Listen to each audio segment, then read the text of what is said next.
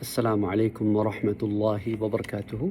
ایک اور بڑا مسئلہ جو ہمارے ہاں دیکھنے میں آتا ہے، جو مجھ سے بھی کسی نے شیئر کیا، تو میں نے کہا اس پر بھی بات کر لیتے ہیں کہ اگر کسی عورت کا کوئی بچہ نابالغ مر جائے یا وہ حاملہ ہو اور اس کے اندر اس کے بچے کی ڈیتھ ہو جائے دوران حمل، یا مردہ پیدا ہو، تو ہمارے ہاں اب بھی جہالت کا یہ عالم ہے۔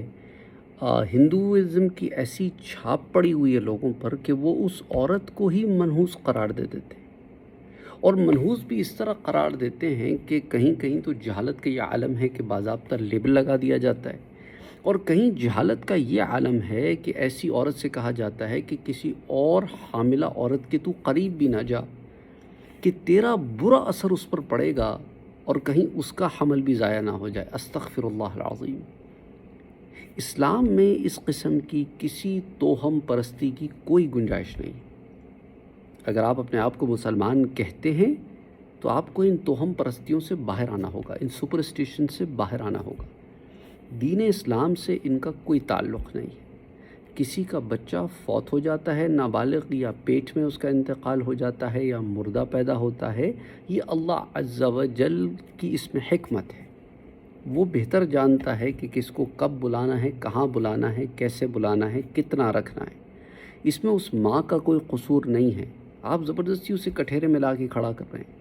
یہ ایک تو زبردستی عورتوں پر اپنی دھونس جمانے والی بات ہوئی۔ اپنے آپ کو اس عورت کی جگہ رکھ کر ایک دفعہ ذرا دیکھیں۔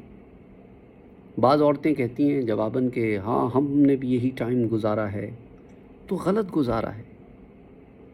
وہ مرد حضرات جو اس چیز کو انفورس کرتے ہیں، انہیں ذرا ایک دو دفعہ ایسا موقع ملے نا، کسی محفل میں آپ جائیں اور آپ کو کارنر کر کے سائڈ پہ کر دیا جائے کہ نہیں نہیں تم نہیں آ سکتے یہاں پہ، وہاں بیٹھو، تمہارا تو بچہ فوت ہو گیا تھا، تمہارا تو بیوی کا حمل ضائع ہو گیا تھا، تم ذرا کارنر میں بیٹھو، قریب نہ آؤ، انہیں بھی شادی بیاہوں میں آنے کی اجازت نہ دیں۔ مردوں کے ساتھ بھی ایسا کریں نا جن کے گھروں میں ایسے ہوتا ہے، تو پھر یہ عقلیں سب کی ٹھکانے آئیں گی۔ سب سے پہلے تو ان عورتوں کی چیخیں نکلنا شروع ہوں گی جن کے بیٹوں کے ساتھ ایسے ہو رہا ہے، ہمارے بیٹے کے ساتھ ایسے کیسے ہو رہا ہے، تم اپنی بہو کے ساتھ ایسا کیسے کر سکتی ہو۔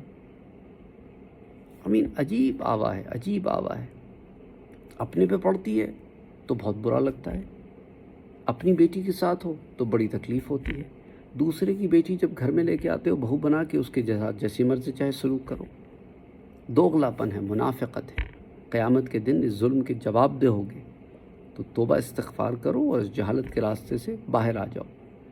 آئی ایم پریٹی شور خواتین کے ساتھ ایسا ہوتا ہے، اسی لیے انہوں نے یہ میسج بھیجا ہے کہ سر اس پر بھی ایک ویڈیو بنائیں، کیونکہ یہ جہالت ہمارے معاشرے کا حصہ ہے۔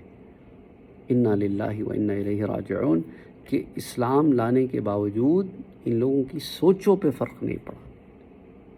تکلیف کی بات ہے۔ تو خدا کے لیے ان ہندوانہ سوچوں سے باہر آ جائیں، ان توہم پرستیوں سے، ان سپرسٹیشن سے باہر آ جائیں۔